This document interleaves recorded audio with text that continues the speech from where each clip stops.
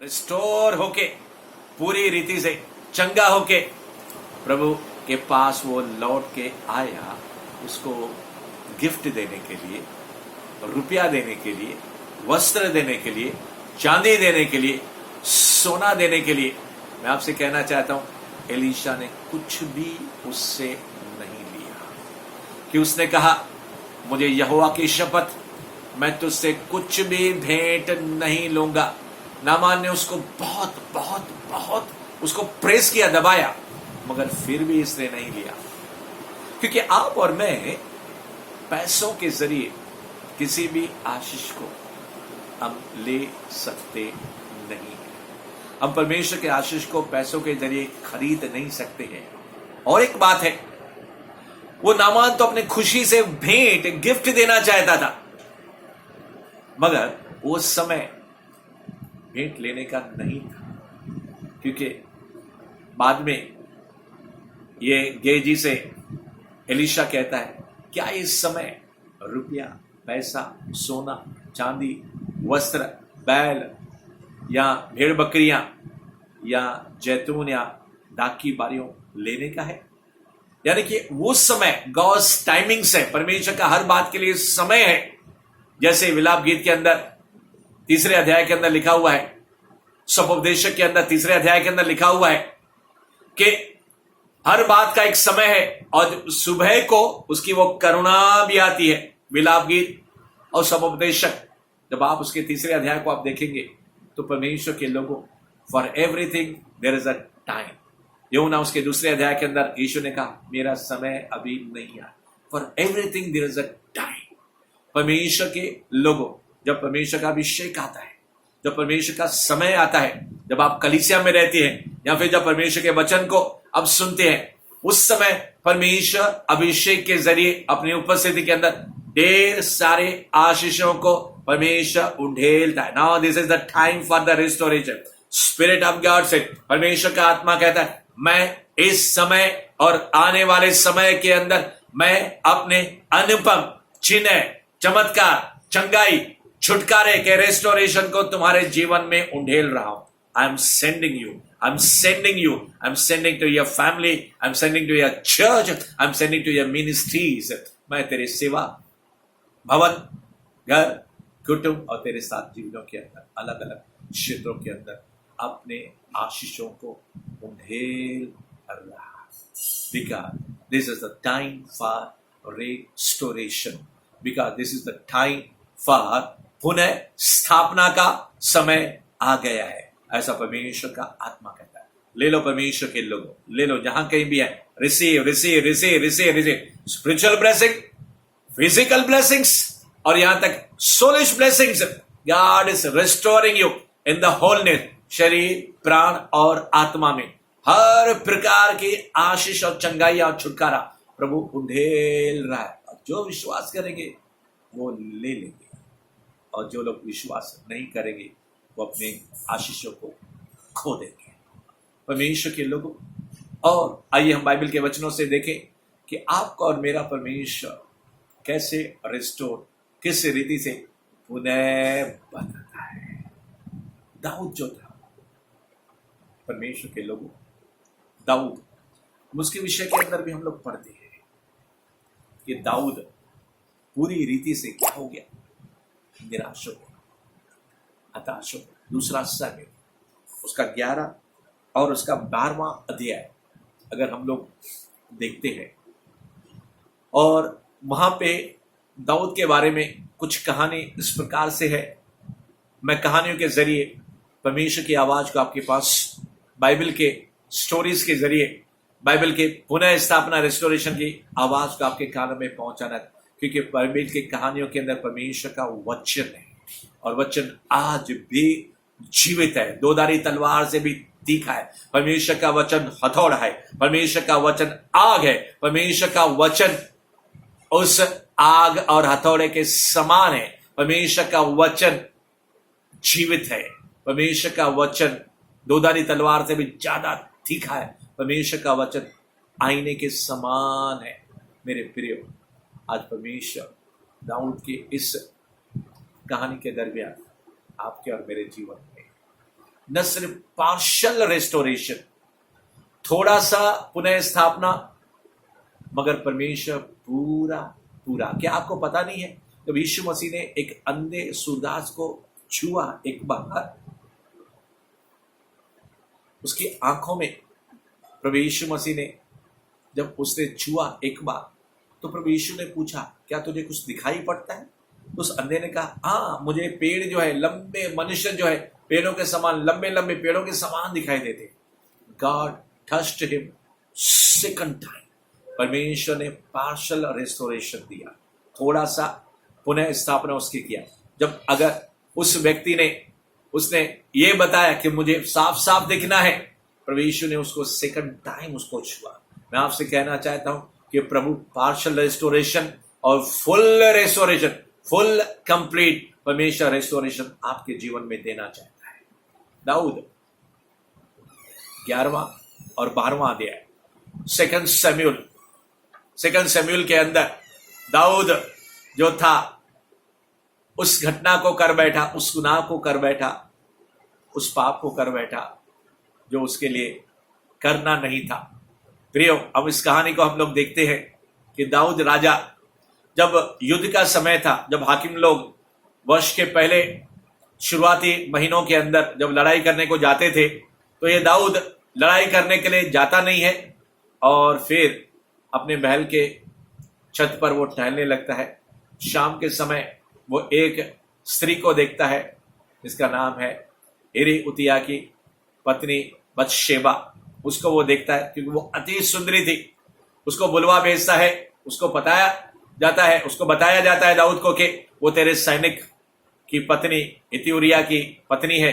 मगर फिर भी दाऊद अपने हवस के अंदर, दुष्ट अशुद्ध आत्माओं के ऑपरेशन के अंदर इतना पड़ा हुआ था कि उसके साथ वो गलत कार्य करता है और उसके साथ बलात्कार करता है और फिर उसको अपने घर में भेज देता। जैसे ही हित्तिउरिया की पत्नी को मालूम पड़ता कि मैं गर्भ से हूं, राजा के पास संदेशा वो भेजती है और दाऊद अपने दिमाग का सहारा लेके, अपने बुद्धि का सहारा लेके, यहोवा का सहारा न लेके, एक तो पाप किया, गुनाह किया, मगर उसके बावजूद उसकी बुद्धि भ्रष्ट हो जाती है। बाइबल कहती है जो व्यभिचार का पाप करता है उसकी बुद्धि भ्रष्ट हो जाती है और उसको समझ में नहीं आता है, वो टुकड़ों के ऊपर वो पलने लगता है। जितने भी ऐसे लोग अगर आज या फिर पिछले समय के अंदर व्यभिचार के पाप के अंदर पड़े हुए थे, तो उनके लिए परमेश्वर का आत्मा का फजल और अनुग्रह कहता है मेरे बेटे और मेरी बेटी पश्चाताप कर, मैं तुझे क्षमा करूंगा, मैं तेरे पापों को शुद्ध करूंगा अपने बेटे प्रभु यीशु के लहू के जरिए धोकर। ये दाऊद उसने और एक चाल चली अपने पाप को छुपाने के लिए, एक पाप को छुपाने के लिए, जैसे दूसरा, तीसरा और चौथा और कई गुना हम लोग करते हैं। दाऊद ने क्या किया, उसके पति उरिया को योआब अपने सेनापति के जरिए अपने पास वापस बुला लिया और जैसे ही उसके पास आता है तो ये दाऊद पहले युद्ध का और योआब सेनापति का हालचाल पूछता है और फिर उसको कहता है जा अभी तो अपने घर जा और तू जाके पांव धो और आराम कर। इसका प्लान, इसकी योजना यही थी कि वो अपने पत्नी के पास जाए और उसकी जो प्रेगनेंसी है, वो जो गर्भ जो है, वो जो छुपाना है दाऊद से अलग हो जाए और जब वो बच्चे को जन्म दे तो किसी को शक नहीं पड़े कि वो जो बच्चा है हित्ती उरिया का वो बच्चा है। मगर ये व्यक्ति जो है अपने घर नहीं जाता है और राजा उसके पास एक इनाम भी भेजता है। राजा दाऊद चालाकी से उसके पास सेकंड इनाम भी भेजता अपने पाप को छुपाने के लिए, ताकि वो उस इनाम को लेकर अपने घर में चला जाए। मगर ये हित्ती उरिया अपने घर नहीं जाकर राजा के जो महल का जो फाटक था वहां पे दूसरे कर्मचारी सेवकों के साथ वो सो जाता है। जैसे ये बात राजा दाऊद को मालूम पड़ता है, उसको फिर से अपने पास बुलाता है और वो कहता है क्या तू यात्रा करके इतने लंबे युद्ध के मैदान से तो इतनी यात्रा करके नहीं आया है? वो कहता है राजा के परमेश्वर का संदूक, इजरायली और यहूदी लोग, यहां तक के वो जो मेरा सेनापति योआब है और दूसरे जो सेनापति है, बाकी दूसरे सारा लश्कर सेना तंबुओं के अंदर खुले मैदान में वो लोग पड़े हुए हैं, क्या मैं जाकर अपने घर में अपने पत्नी के साथ गुलछड़े उड़ाऊं, मजाक करूं, यानी कि मैं आराम करूं, अपने घर में आनंद मनाऊं? मुझे यहोवा की शपथ, मुझे राजा तेरे प्राणों की शपथ, मैं वहां पे नहीं जाऊंगा। और राजा कहते हैं ठीक है, तो आज तू यहां पे रह, कल मैं तुझे विदा करूंगा। और बाइबल के अंदर लिखा है दूसरे दिन भी दाऊद उसको विदा नहीं करता है। दाऊद के दिलो दिमाग में गुनाह चल रहा था, पाप चल रहा था, शैतानी शक्तियां उसके साथ बातें कर रही थी। और फिर राजा क्या करता है, उस दिन दूसरे दिन भी बेचता नहीं है, फिर तीसरे दिन उसको एक पार्टी के लिए अपने पास न्योता देता है, उसको खिलाता है, पिलाता है, दाखमधु पिलाता है, ताकि नशे के अंदर दाखमधु पीकर शायद वो अपने घर चला जाए। मगर उसकी ये चाल भी सफल नहीं जाती है।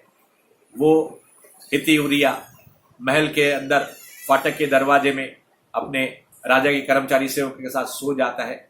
और फिर दूसरे दिन जब वो उठता है तो राजा दाऊद उसके हाथ में चिट्ठी लिख के दे देता है योआब सेनापति के नाम, कि हे सेनापति योआब, इस हित्ती उरिया को दुश्मन के सामने उस इलाके में खड़ा करना जहां पे घनघोर युद्ध है, ताकि दुश्मन के तलवार से या दुश्मन की मार से घायल होकर क्या हो जाए, वो मर जाए। कहने का मतलब है कि ये इस हित्ती उरिया का मर्डर, खून करवा देता है, उसके ऊपर दुश्मन की तलवार चलती है और ये व्यक्ति मर जाता है।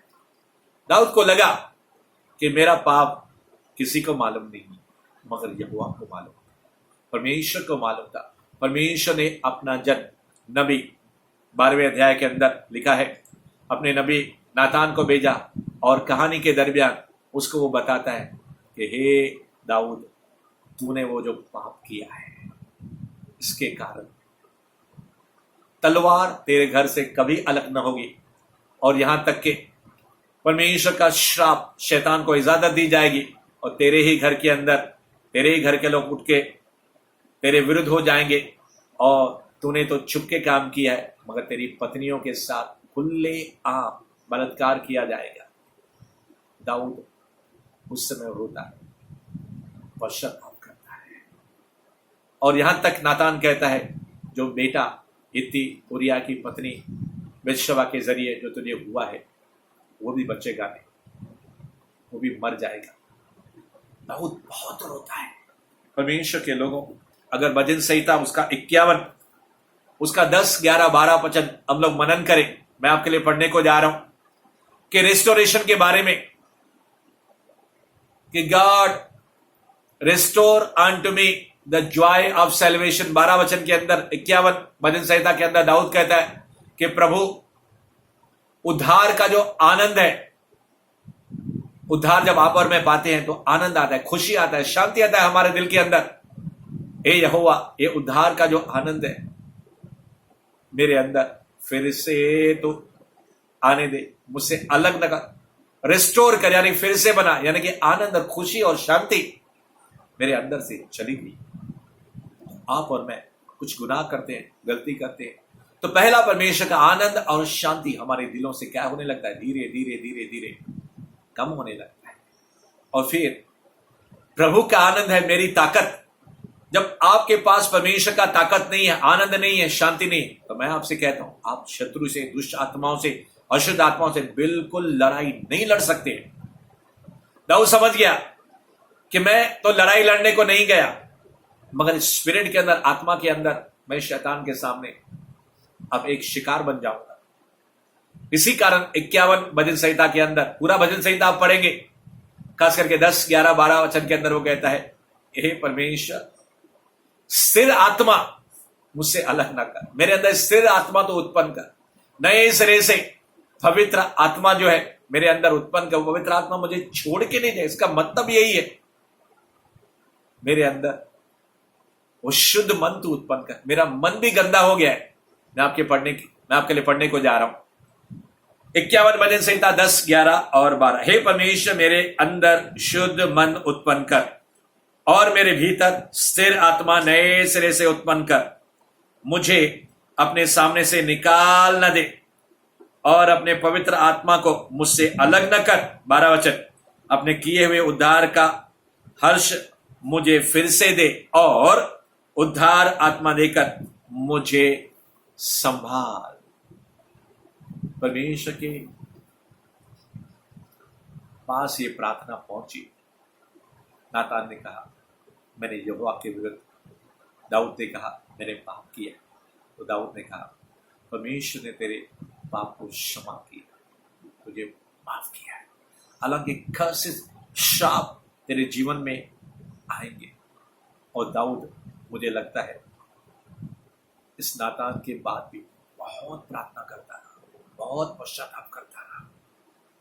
हालांकि उसका जो बेटा हुआ था बीमार पड़ गया, दाऊद ने उपवास भी किया और रोटी भी नहीं खाई और परमेश्वर के भवन में वो पड़ा रहा दंडवत करके, मगर बच्चा नहीं बचा, मर गया। मगर परमेश्वर ने दाऊद के प्रार्थना को सुना। अगर आपके और मेरे जीवन में कुछ ऐसा दुख है, ऐसी परेशानी है, हो सकता है उसका वास्ता आपके और मेरे या हमारे बाप दादाओं के पापों और गुनाहों के कारण हमारे जीवन में वो अवस्था टल नहीं रही है, यानी कि सिचुएशन, परिस्थिति बदल नहीं रही है। तो मेरे प्रियो, आज परमेश्वर की वाणी आपके लिए और मेरे लिए, हम सब के लिए, God is the God of restoration. परमेश्वर पुनः स्थापना करने वाला परमेश्वर। जब आप और मैं नम्र हो जाएंगे, दीन हो जाएंगे, उसके चरणों में आएंगे, तो परमेश्वर न सिर्फ पार्शियल रेस्टोरेशन करेगा, मगर परमेश्वर फुल रेस्टोरेशन करेगा। जब आप उसके वचन को थामे रहोगे, जब आप उसके बगल में, उसके इर्द गिर्द अपने प्रार्थनाओं को स्वर्गदूतों के माध्यम के जरिए स्तुति और आराधना के साथ आप पहुंचाते रहेंगे। दाऊद भजन संहिता 11 के अंदर रो कर लगातार दुआ, प्रार्थना, पश्चाताप करता रहा। प्रभु ने उसके प्रार्थना को सुना।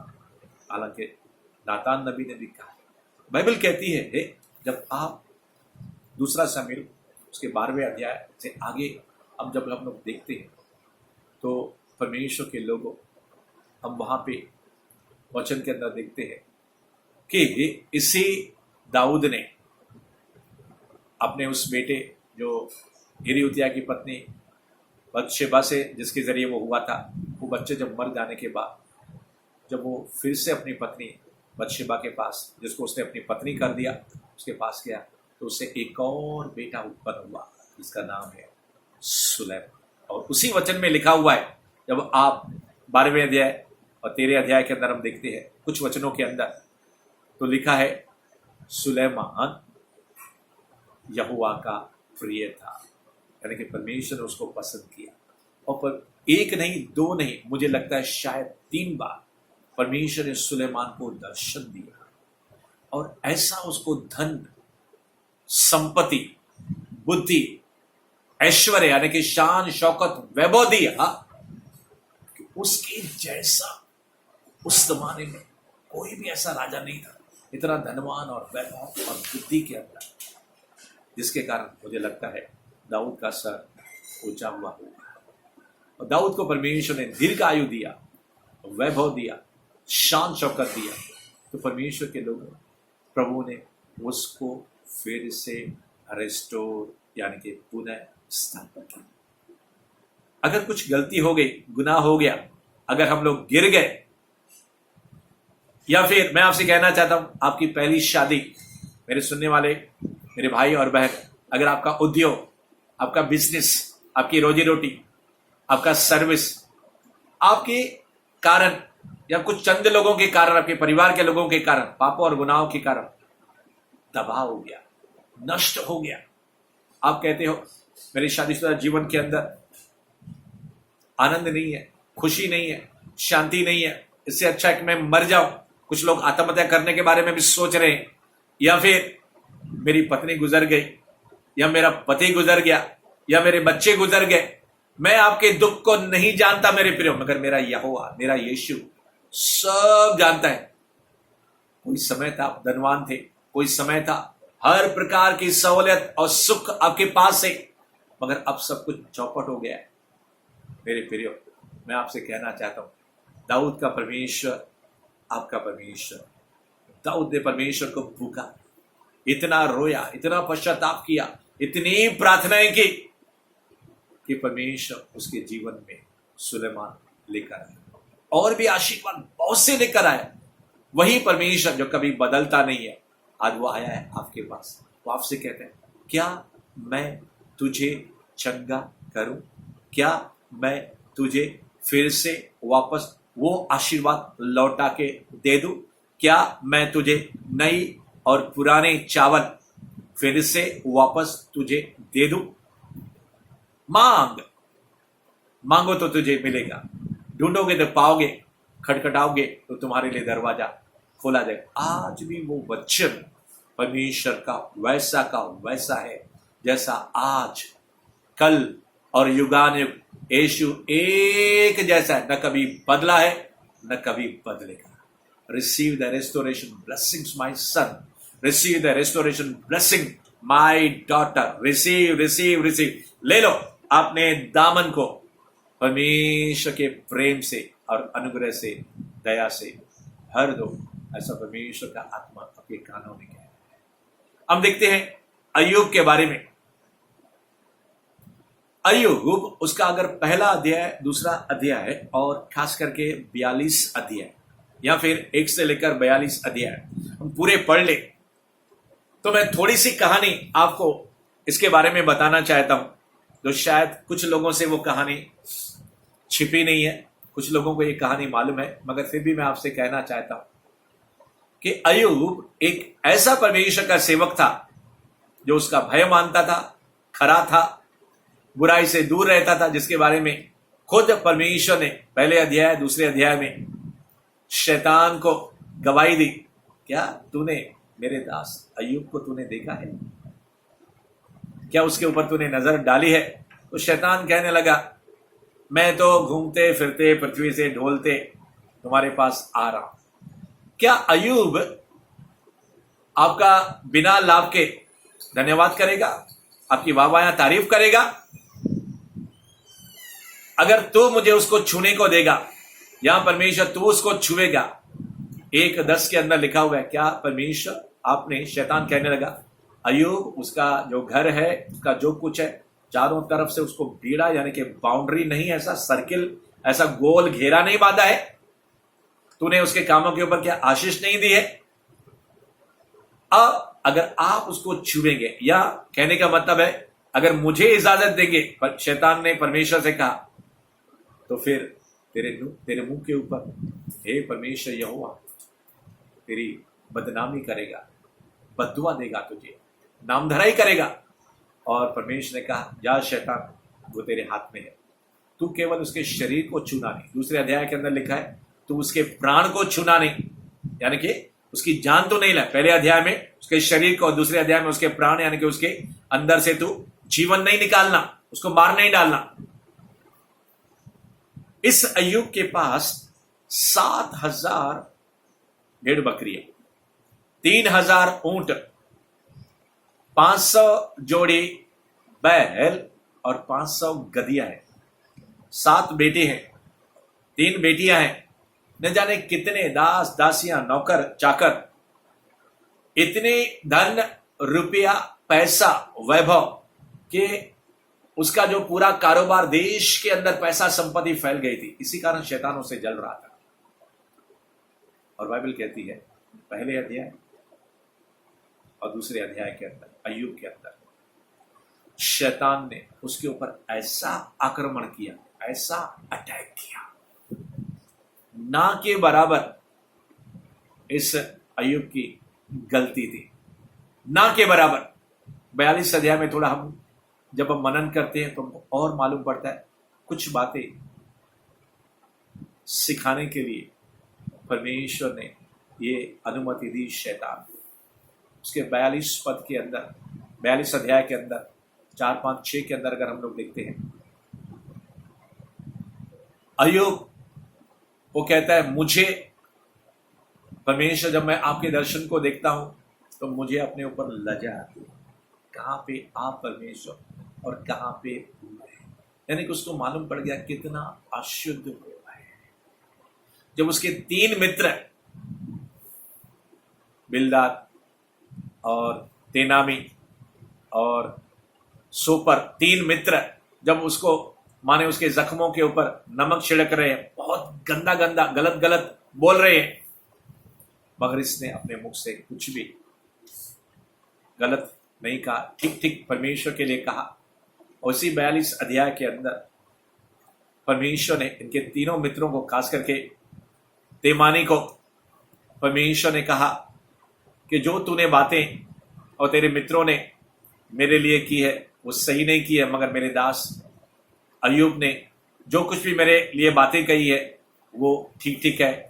इसलिए अगर तुम जाकर 7 बैल और 7 मेढ़े लेकर तो उसके पास वेदी बनवा के प्रार्थना करने के लिए नहीं गया, तो मैं तेरे साथ तेरी मूर्ता के अनुसार तेरे मित्रों के साथ वो बर्ताव करूंगा।